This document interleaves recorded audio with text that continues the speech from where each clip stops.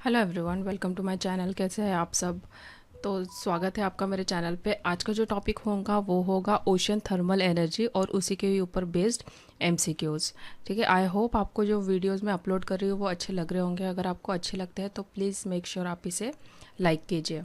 तो चलिए स्टार्ट करते हैं। उसके पहले मैं बता देना चाहती हूँ कि अगर आप एई या फिर जेई की प्रिपरेशन कर रहे हैं और आप इलेक्ट्रिकल ब्रांच से है तो ये जो वीडियोस है आपके लिए बेनिफिशियल हो सकते हैं। तो चलिए स्टार्ट करते हैं आज का सेशन। तो डायरेक्ट हम चलते हैं एमसीक्यूज़ पर। तो what is ocean thermal energy conversion? Harnessing the temperature difference between surface water and deep ocean water. Harnessing of the temperature difference between the coastal water and the deep ocean water. Harnessing the heat energy from the underwater volcanoes या फिर harnessing the heat energy between surface water vapor and atmospheric gas. तो जो ocean thermal energy conversion का मतलब होता है कि ocean के पानी के टेम्परेचर डिफरेंस से बिजली बनाना। मतलब कि सरफेस वाटर गर्म होता है और डीप सी वाटर ठंडा, इसीलिए ग्रेडियंट को यूज़ करके एनर्जी जनरेट होती है। तो इसका आंसर हो जाएगा option A, harnessing the temperature difference between surface water and deep ocean water. Next देखते हैं, what is the temperature difference used in ocean thermal energy conversion? Note that F denote Fahrenheit. 10 degree Fahrenheit, a minimum of 77 degree Fahrenheit, between 50 and 60 degree Fahrenheit या फिर minimum of 100 degree Fahrenheit. तो जो ocean thermal energy conversion काम करने के लिए कम से कम कितना 25 डिग्री सेल्सियस मतलब कि 77 डिग्री फ़ारेनहाइट का टेम्परेचर डिफरेंस होना चाहिए सरफेस और डीप सी वाटर के बीच में। अगर इतना डिफरेंस है तो ही सिस्टम एफिशिएंटली काम करेगा। तो इसका आंसर क्या हो जाएगा? इसका आंसर हो जाएगा option B, minimum of 77 degree Fahrenheit. What is thermohaline circulation? Thermohaline circulation का मतलब क्या है? Circulation of halogens through the ocean, circulation of halogen due to temperature difference throughout the ocean, large scale ocean circulation driven by global density gradient या फिर large scale halogen circulation due to global density gradient. तो thermohaline circulation ocean का बड़ा current system है जो density difference से होता है और ये डेंसिटी मेनली सरफेस टेम्परेचर और सैलिनिटी पर डिपेंड करती है। किस पर? एक तो सरफेस टेम्परेचर पे, दूसरी सैलिनिटी पर। हेलोजेंस जो पीरियोडिक टेबल के जो ग्रुप है, पीरियोडिक ग्रुप का आपको पता ही होगा, उसमें जो 17th एलिमेंट है वो हेलोजेंस होते हैं। इससे इसका कोई भी लेना देना नहीं होता। ठीक है, तो इसका आंसर क्या हो जाएगा? Option C, large scale ocean circulation driver by global density gradient. Next है, what is the maximum estimated potential of ocean thermal energy conversion per year? 80 gigawatt hour, 900 megawatt hour, 10,000 terawatt hour या फिर 88,000 terawatt are. तो OTEC मतलब कि ocean thermal energy conversion, इसको जो है हम शॉर्टकट में लिखेंगे अभी, एक continuously available renewable energy source है। इसका मैक्सिमम एस्टिमेटेड पोटेंशियल है लगभग 8,80,000। ठीक है, 8,80,000। और फ्यूचर में जो ये है बेस लोड पावर सप्लाई में भी कंट्रीब्यूट कर सकता है। तो इसका आंसर हो जाएगा option D. What does the cold and denser water mass sink to the depth of ocean?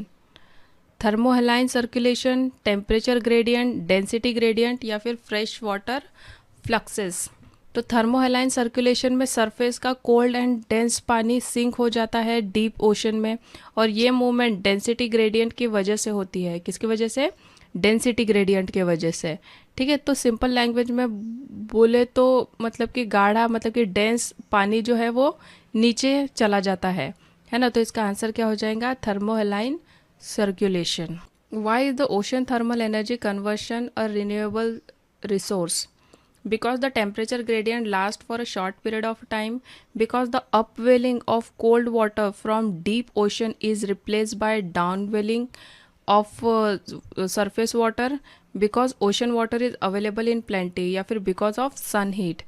तो OTEC रिन्यूएबल इसीलिए है क्योंकि ओशन का टेम्परेचर ग्रेडियंट बार बार रिस्टोर होता रहता है ना। सरफेस वाटर नीचे जाता है और डीप वाटर ऊपर आता है ना, अपवेलिंग एंड डाउनवेलिंग। इस वजह से ये सिस्टम कंटिन्यूसली चल सकता है। तो इसका आंसर क्या होगा? Option B, because the upwelling of the cold water from the deep ocean is replaced by downwelling of surface water.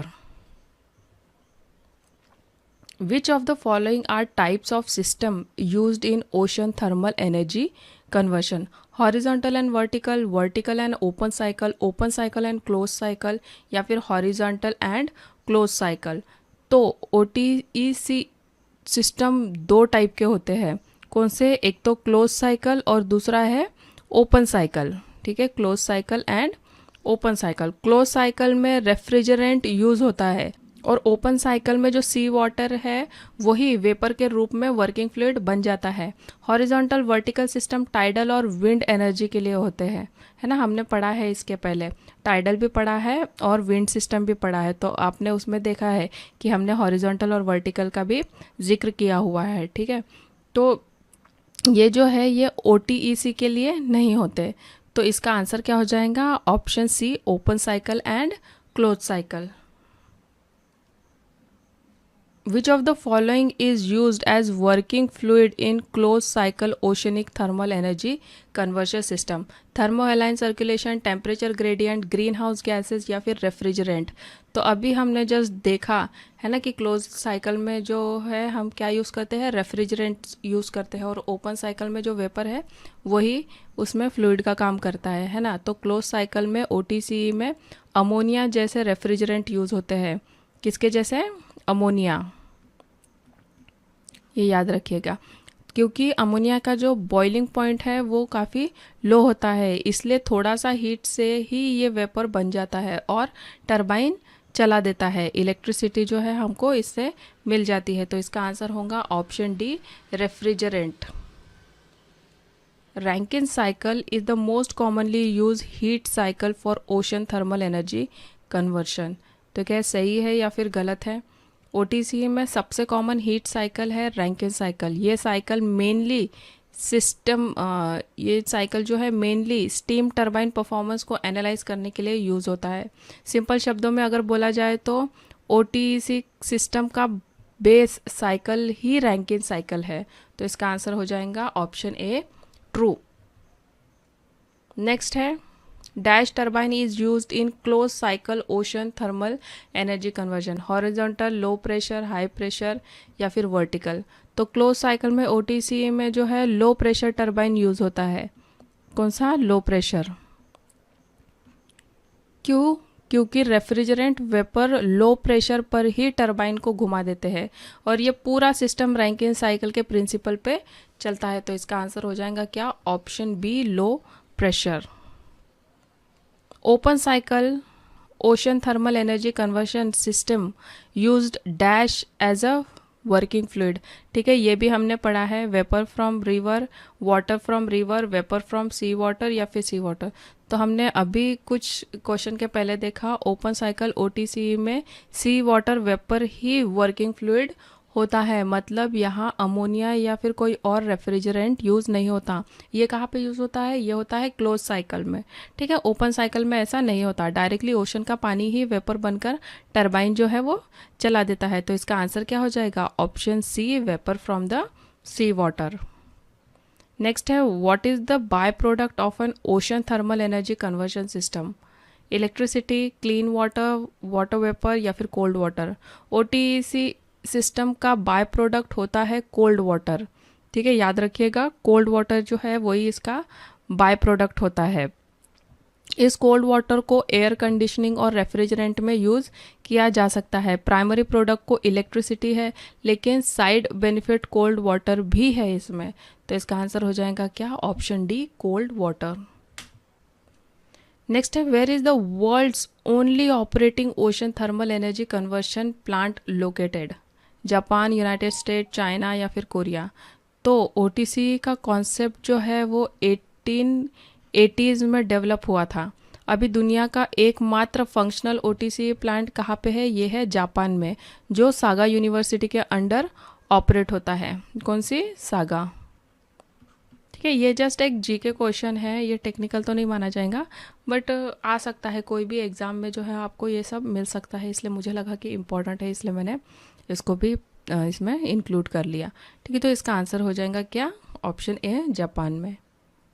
Which of the following best describe the working of an ocean thermal energy conversion plant? है ना, तो close cycle OTC में warm surface ocean water evaporate के through गुजरता है, जहां refrigerant vapour बन जाता है और ये वेपर टरबाइन को घुमाकर जनरेटर से इलेक्ट्रिसिटी देता है।